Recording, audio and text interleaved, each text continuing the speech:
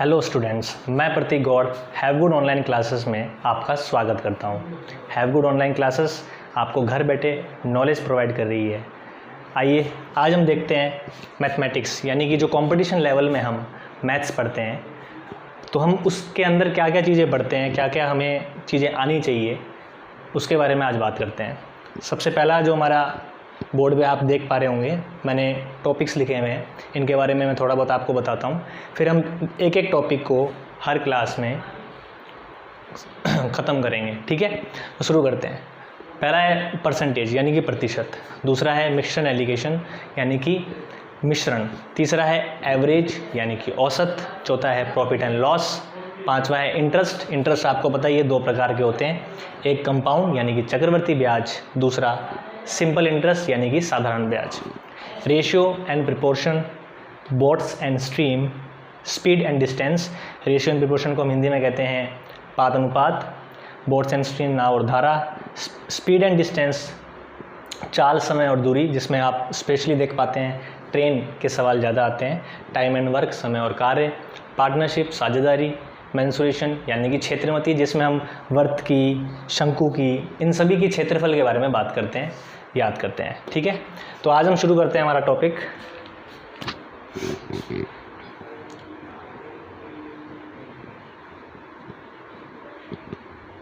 Percentage, प्रतिशत। आप में से काफ़ी स्टूडेंट्स के मन में ये आ रहा होगा कि सर हम हमेशा पहला टॉपिक परसेंटेज ही क्यों करते हैं, प्रतिशत ही क्यों करते हैं। तो देखिए इसके पीछे रीज़न ये है कि प्रतिशत ही ऐसी चीज़ है, ऐसी संख्या है, आप संख्या मान लीजिए, डिजिट मान लीजिए, जो हर एक चैप्टर में इस्तेमाल होता है। जैसे कि अगर आपको मैं उदाहरण दूँ मिक्सचर एलिगेशन का, मिश्रण का, तो इसमें प्रतिशत कैसे काम आता है। ये कह देगा दूध, एक बीकर में दूध इतना प्रतिशत है, पानी इतना प्रतिशत है। जब तक आपको प्रतिशत में उसकी वैल्यू नहीं पता होगी तब तक आप इसको सवाल को आगे नहीं कर सकते। यानी कहने का मतलब मेरा ये है कि सवाल जब आपको समझ आएगा तभी आप उसका उत्तर निकाल पाएंगे। हर जगह औसत में भी आता है, राम की औसत आयु 15% बढ़ गई, 20% बढ़ गई। तो कहने का मतलब ये है कि इन टॉपिकों में या लाभ हानि में आपको पता ही है 20% का लाभ हो गया, हानि हो गई, छूट दे दी, ठीक है। तो कहने का मतलब ये है परसेंटेज यानी कि प्रतिशत हर जगह आपके काम आता है। तो आज हम इसी टॉपिक की बात करते हैं। सबसे पहले इसी टॉपिक की बात करते हैं क्योंकि ये जो है बेस है आपका, काफ़ी टॉपिकों के बेस है इसके अंदर छुपे हुए। तो सबसे पहले हम स्टार्ट करते हैं परसेंटेज होता क्या है। देखिए अगर मेरे पास कोई नंबर है, और मुझे इसे परसेंटेज यानी कि प्रतिशत में बदलना है, नंबर को हिंदी में लिख देते हैं संख्या, ठीक है जी। इसको मुझे परसेंटेज में बदलना है तो मैं क्या करूँगा, उसको 100 से गुणा कर दूँगा। यानी जब मैं नंबर से प्रतिशत की तरफ यानी कि परसेंटेज की तरफ जा रहा हूँ तब मैं उसको 100 से मल्टीप्लाई कर दूँगा तो वो नंबर कितना बन जाएगा, मेरे पास 100 बन जाएगा, ठीक है जी। यानी कहने का मतलब ये है परसेंटेज बन जाएगा। कहने का मतलब ये है कि अगर मैं एक उदाहरण दूँ, 1/2 को यदि मैंने 100 से गुणा किया तो आप जानते हैं कितना प्रतिशत बन जाएगा, 50% बन जाएगा, ठीक है जी। और अगर मैं दूसरी बात करूँ, यानी कहने का मतलब ये है कि अगर मैं ये बात करूँ कि वापस से मुझे परसेंटेज से नंबर बनाना है, संख्या बनानी है, तो मैं क्या करूँगा, उसको 100 से भाग कर दूँगा। यानी कहने का मतलब ये है, कहने का मतलब मेरा ये है कि 100 था सपोज़, या 50 था सपोज़, अभी मैंने उसी उदाहरण को ले लेते हैं, 100 से भाग किया तो वह संख्या बन जाएगी, जो संख्या हमें प्रतिशत में हमने बदला था, 50% आया था, वापस से उसको बदल रहे हैं भाग करके, तो संख्या बन जाएगी। यही मैंने लिखा, यही मैंने आपको बताया, ठीक है जी। अब देखिए आगे करते हैं इसको। तो कुछ परसेंटेज की टर्म्स जो हमें याद होनी चाहिए, नहीं तो आप गुणा 100 करके भी निकाल सकते हैं, पर मेरा ये मानना है कि अगर आप याद रखेंगे तो आपके लिए बेहतर रहेगा। तो देखिए लिखते हैं, 1/2 होता है हमारा 50% यानी 50%, ठीक है। 1/3 हमारा होता है 33, 1/3%, 1/4 25%, 1/5 20%। इसी प्रकार 1/6 जो होता है 16 2/3%, 1/7 जो होता है 14 2/7, 1/8 होता है 12, 1/2, 1/9 होता है 11, 1/9, 1/10 होता है 10%, 1/11 होता है 9, 1/11, 1/12 होता है 8, 1/3, 1/13 होता है 7, 9/13। ये वैल्यूज़ अगर आप 100 से गुणा करेंगे तो भी आप निकाल पाएंगे। और मेरा ये मानना है कि आपको ये डायरेक्ट याद होना चाहिए, क्योंकि अगर सवाल में मान लीजिए आता है कि यदि राम की आय 33 से 1/3% बढ़ी, तो आपको पता होना चाहिए 33 से 1/3% की वैल्यू कितनी होती है, 1/3 होती है। ठीक है। 7 से 9/13 बढ़ी या घटी, तो आपको पता होना चाहिए 7 से 9/13 कितना होता है, 1/13। ठीक है। अब देखिए आगे चलते हैं।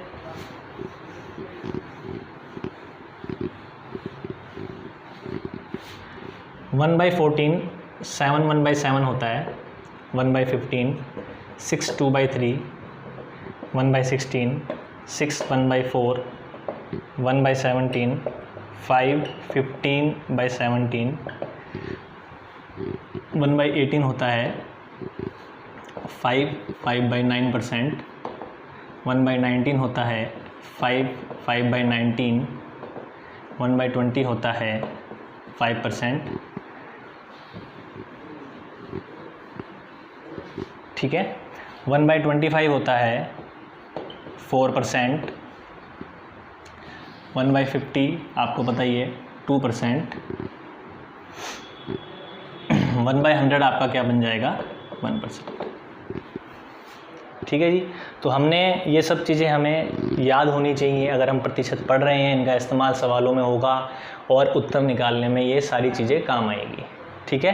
तो देखिए अगर आप 5/19 कितना होता है, तो आप 1/9 वहाँ निकालते रह जाएंगे और समय लगेगा। आप करेंगे इसको 19 गुना में 5 + 5/19, तो इतना समय नहीं होता वहाँ।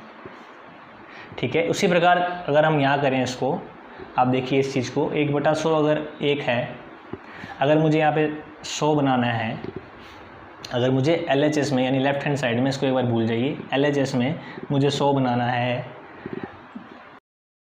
एक बार मानूँ 1 बनाना है, तो मैं क्या करूँगा, इसको 100 से गुणा कर दूँगा।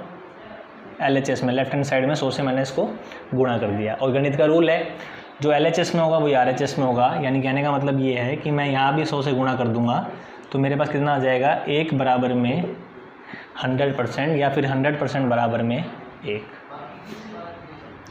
ठीक है जी। उसी प्रकार से मैं कह सकता हूँ 200% बराबर में क्या होगा, 2, 300% बराबर में क्या होगा, 3, एंड सो ऑन, आगे चलता जा रहा है, एंड सो ऑन। ठीक है। आगे n नंबर ऑफ टाइम चलता जाएगा, 400 का 4 बन जाएगा, 500 का 5, इस प्रकार आगे चलता जाएगा। अब सवाल ये है कि सर ये आपने क्यों बताया, ये चीज़ क्यों बताई, इसका इस्तेमाल हम करेंगे। कैसे करेंगे देखिए, सीखते हैं इनका इस्तेमाल। देखिए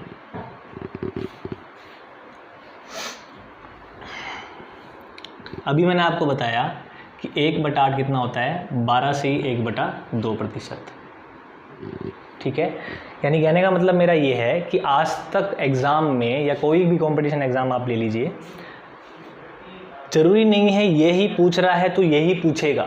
आने वाले टाइम पे इससे बड़ी बड़ी संख्याएं प्रतिशत में बदलना या संख्याओं में बदलना हमसे पूछ सकता है। तो कहने का मतलब मेरा ये है कि हमें आगे फ्यूचर का सोच कर चलना है, तो बड़ी से भयंकर बड़ी से बड़ी प्रतिशत की संख्याओं को नंबर में बदलना आना चाहिए और नंबर को प्रतिशत में बदलना आना चाहिए। जैसे एक उदाहरण मैं आपको देता हूँ, मैंने अभी आपको बताया 12.5% 1/8 होता है। ठीक है जी। अब देखिए आप इससे मैं कितनी संख्या बना सकता हूँ। मैं कहता 112 से 1/2% अगर होता वहाँ पर, तो मैं कैसे निकालता, तो मैं आपको कहता कि भाई 100% से बना होगा प्लस 12 से 1/2% से बना होगा। 12 से 1/2% मुझे पता है कितना होता है, 1/8। अगर मुझे ये याद है तो मैं निकाल सकता हूँ, प्लस ये कितना हो जाएगा 1, यानी इसका मान कितना आ जाएगा 9/8। कितना आ जाएगा 9/8। तो मैं कह सकता हूँ डायरेक्ट कि 112 से 1/2% की वैल्यू कितनी होगी, 9/8, 9/8। और आप इस चीज़ को समझिए कैसे, देखिए अगर मैं आपको कहूँगा कि 8 में से 8 अंक आ गए तो आप कहोगे 100% आ गए, ठीक है भाई। ऐसे ही होता है ना, अगर हम टेस्ट देते हैं मान लीजिए कोई क्लास में, पूरे नंबर आ गए तो हम कहते हैं कि भाई पूरे नंबर आ गए, 100% रिजल्ट रहा मेरा, ठीक है। अगर मैं यहाँ पे कह रहा हूँ कि 112 से 1/2% है, यानी वो जो चीज़ है वो बड़ी है खुद के 100% से ज़्यादा है, तो 8 में से कितने अंक आए, 8, वो तो 100% हो गया, यानी उससे ज़्यादा 8 से ज़्यादा ही होगा, तो 8 से ज़्यादा ही है, कितना है 9/8, तो 9 है वो कितना ज़्यादा है, ठीक है, 12 से 1/2% ज़्यादा है, ठीक है, एक ज़्यादा है 8 पे। समझ पा रहे हैं इस बात को? तो देखिए कहने का मतलब ये है कि 12 से 1/2% का उपयोग हमने इस प्रकार यहाँ पर करा। वैसे ही अगर मैं आपको कहता, एक एग्जांपल और देता हूँ, 33 1/3% की वैल्यू अभी मैंने आपको बताई थी 1/3 था, ठीक है, वो कह देता 933 1/3%, सपोज सवाल में कह देता। अब आप देखते तो कहते तो वो भयंकर संख्या है, 933 को 3 से गुणा करते, 1 जोड़ते, फिर बटे में 3 करते, ये सब वहाँ नहीं करना हमें। तो आप कहोगे कैसे बना होगा, तो आप कहोगे इस प्रकार से बना होगा, 900% प्लस 33 से 1/3%। 33 से 1/3% मैंने अभी आपको बताया कितना होता है, 1/3, 900 पता ही है 9, ठीक है, अभी हमने करा था 100% 1, 2% 2, उसी प्रकार 900% 9 बन जाएगा, ठीक है जी। तो देखिए सॉल्व करते हैं इसको, कितना बन जाएगा, 9 गुणा में 3 यानी कि 27, 27 में जोड़ा 28, यानी कहने का मतलब है ये जो संख्या बनेगी वो बनेगी 28/3। अब 3 में से 3 अंक आते तो 100% आते, लेकिन 900% की बात हो रही है, यानी 9 तिया 27, तो 27 से ज़्यादा होगा, 27 से ज़्यादा ही तो है, ठीक है। तो हर चीज़ प्रतिशत में एक दूसरे से रिलेटेड है, आपको पता होना चाहिए कैसा होता है। और मैं बताता हूँ आपको निकाल कर, और देखिए अगर मैं कहता कुछ और है, 4-5 1/100 तक हमने निकाल लिया था, ठीक है। अब देखिए कुछ और है, वो भी देख लेते हैं जो ज़्यादा पूछते हैं सवालों में। 3/8 आपको डायरेक्ट याद होना चाहिए, 37 से 1/2%, 4/7 57 से 1/7, ठीक है, 4/9 44 से 4/9, 3/13 23 से 1/13, 23 से ही 1/13। ये 3-4 है जो हमें याद होने चाहिए, क्योंकि इनका इस्तेमाल ज़्यादा होता है। आप कहोगे सर ये 3/8 कैसे बना, ये 4/7 कैसे बना, ये तो आपने लिखवाया नहीं, लेकिन कोई बात नहीं लिखवाया, फिर भी हम आपको समझाते हैं। देखिए मैंने आपको 1/8 तो लिखवाया है, और वो 12.5% होता है, यही है। अगर मैं कहूँ 1/8 से वो चीज़ 3/8 बन गई, यानी कहने का मतलब है 3 से गुणा हो गया, तो यहाँ पे भी 3 से गुणा कर देता हूँ, तो यह आ जाएगा 36, यहाँ आ जाएगा 3 और यहाँ आ जाएगा 2, ठीक है। इसको हम गुणा नहीं करते नीचे वाली संख्या को। अब नीचे वाली संख्या को गुणा क्यों नहीं करते, आप कहोगे सर आपने 12 को तो 3 से कर दिया, 1 को भी 3 से कर दिया, लेकिन 2 को नहीं करा, क्यों नहीं कर पाया 2 को, देखिए उसके लिए यहाँ समझिए, ये जो होती है वो होती है ओरिजिनल वैल्यू। ये जो होती है वो क्या होती है, ओरिजिनल वैल्यू, ओरिजिनल वैल्यू, ठीक है। और ये जो होती है संख्या यहाँ जो लिखी जाती है वो होती है पार्ट ऑफ द ओरिजिनल। ये अभी आपको समझ में नहीं आ रहा होगा, उदाहरण दूंगा समझ में आएगा। पार्ट ऑफ द ओरिजिनल, एक बार इसको समझिए, ठीक है। तो ये जो होती है वो होती है वास्तविक संख्या, हिंदी में बोलेंगे इसको वास्तविक संख्या, और ये उसी का भाग, वास्तविक संख्या का भाग। देखिए एक एग्जाम्पल से समझते हैं। कहने का मतलब मेरा ये है कि अगर मैं डे टू डे की लाइफ की बात करूं, जो हम एग्ज़ाम देते हैं या टेस्ट देते हैं, जो स्कूलों में आज तक देते हैं, उसकी अगर मैं बात करूं, तो मान लीजिए आपके यहाँ पे करता हूं, मान लीजिए आपके, थोड़ा मिटा देता हूं इसको, फिर समझेंगे वापस। मान लीजिए आपके 10 अंकों का कोई भी एग्ज़ाम था, ठीक है जी, होता भी हमारी यूनिट टेस्ट वगैरह स्कूलों में 10 से 11 12 जितना भी होता है, ये कहने का मतलब ओरिजिनल नंबर है जो नीचे होता है, बटे में होता है, ठीक है। डिनोमिनेटर बोलते हैं इंग्लिश में, हर बोलते हैं हिंदी में, ठीक है। तो कहने का मतलब ये है 10 जो होगी वो ओरिजिनल वैल्यू होगी। क्या होगी? ओरिजिनल वैल्यू होगी। और यहाँ पे अंक कितने आ सकते हैं? 0, 1, 2, 3, 4, कंटिन्यू मैक्सिमम अप टू 10, अधिकतम 10 अंक आ सकते हैं। 10 में से 10 अंक आ गए तभी तो आप कहते हो 100% रिजल्ट आया, यही कहते हो आप। यानी कहने का मतलब है ज़्यादा से ज़्यादा कितना आ सकते हैं? 10 से 10 से ज़्यादा नहीं आ सकते। अब इसको याद करने का तरीका बताता हूँ आपको। सर 10 से ज़्यादा क्यों नहीं आ सकते, हम कैसे याद रखें?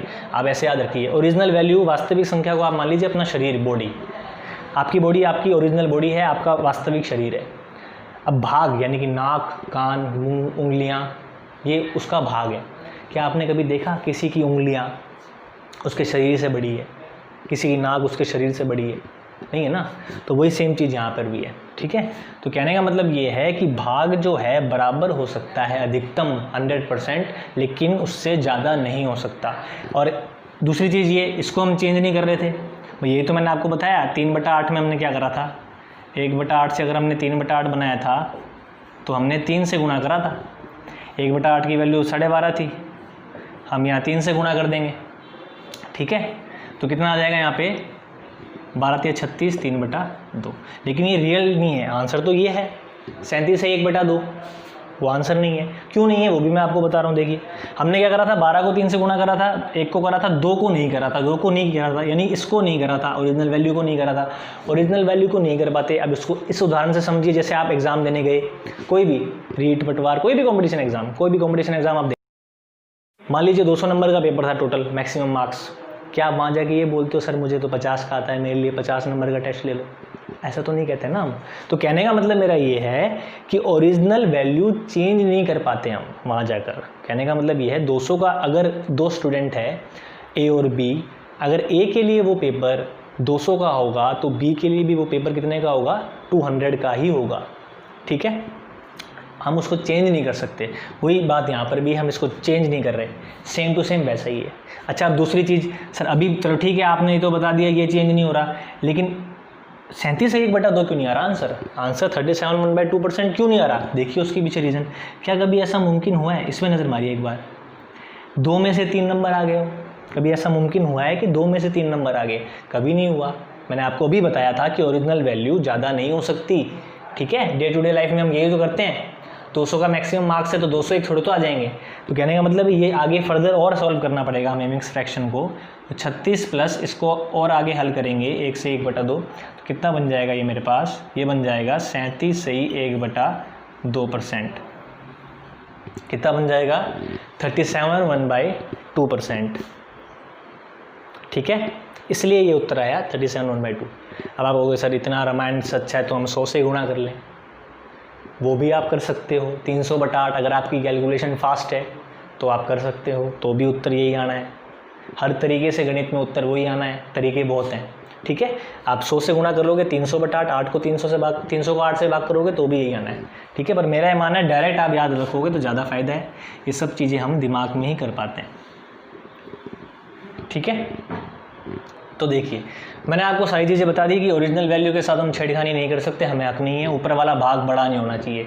जैसे अगर मैं इस केस में बात करूं 4/7, तो आप कहोगे 4/7 जो है वो 1/7 से बना है, यही है। तो मैं किससे गुणा कर रहा हूँ यहाँ पे? 4 से। तो इसकी वैल्यू होती है 7 1/7, 7 1/7%। और अगर मैं यहाँ पे आऊँ, ठीक है, अगर मैं यहाँ पे आ जाऊँ,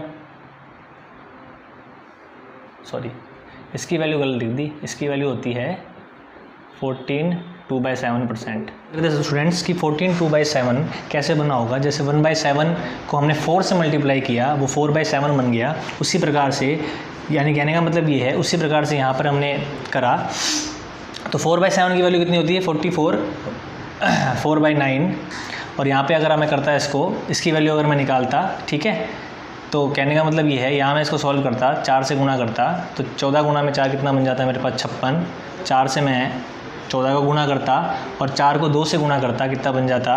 8 और 7। लेकिन मैंने अभी आपको बताया ये चीज़ मुमकिन नहीं है, क्योंकि ओरिजिनल वैल्यू से उसका पार्ट बड़ा नहीं हो सकता। हम इसको आगे और हल करते तो 56 में हम क्या करते, 1 प्लस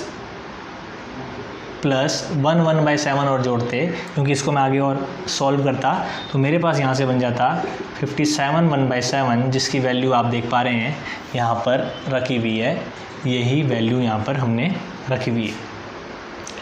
तो कहने का मतलब मेरा ये था, हमने आज देखा परसेंटेज यानी कि प्रतिशत का कुछ बेसिक्स टर्म जो हमने सीखी आज, किस प्रकार से वैल्यू पूछ सकता है, पूछता आ रहा है या और आने की संभावना क्या है।